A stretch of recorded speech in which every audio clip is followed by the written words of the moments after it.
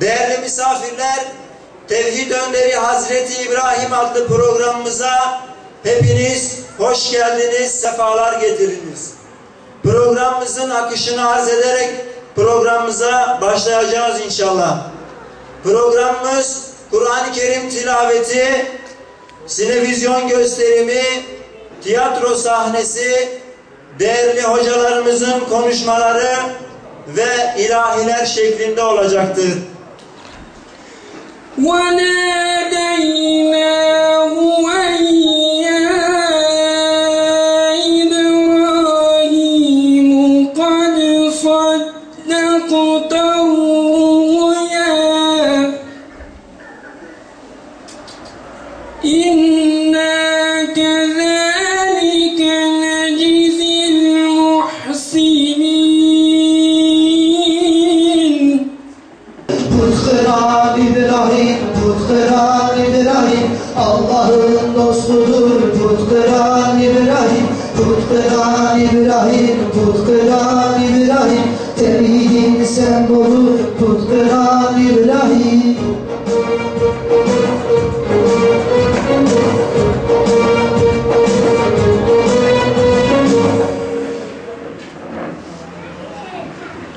Ey anneler, ey annelerimiz, ey babalarımız! Acaba sabah namazlarında rahatsız olmasın diye kaldırmadığınız çocuklarınıza iyilik mi ediyorsunuz? Kur'an kurslarına göndermediğiniz, dünyalıkları için çırpındığınız ama ahiretleri için hiçbir şey yapmadığınız evlatlarınız için iyilik mi yapıyorsunuz? Nerede kaldı Allah'a adanma? İşte İbrahim Aleyhisselam burada da imtihanını başarıyla verir ve oğlunu boğazlamaya götürür. Bıçağı çalar ama kesmez. Bir iki yine kesmez.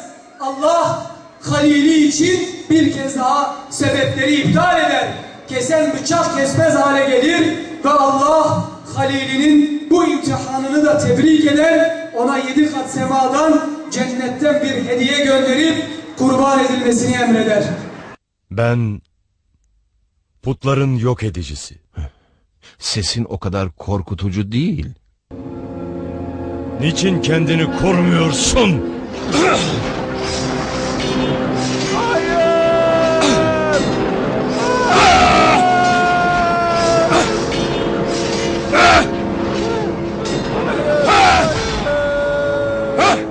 Ve kim kendi putlarına karşı kıyam ederse, kim putlarını çiğnerse, kim putlarına dil uzatırsa, karşılarında her zaman bir Nemrut olmuştur.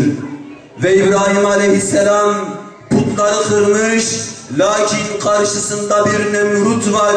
Lakin karşısında putları gözeten birisi vardı. Ve bugün de yeryüzünün Nemrutları boş durmuyor. Yeryüzünün Nemrutları boş durmuyor. Ve birilerini putlaştırmış bir vaziyette bir makamlara getirip onları koruyorlar. Onları muhafaza ediyorlar. Lakin İbrahimler ortaya çıkıyor.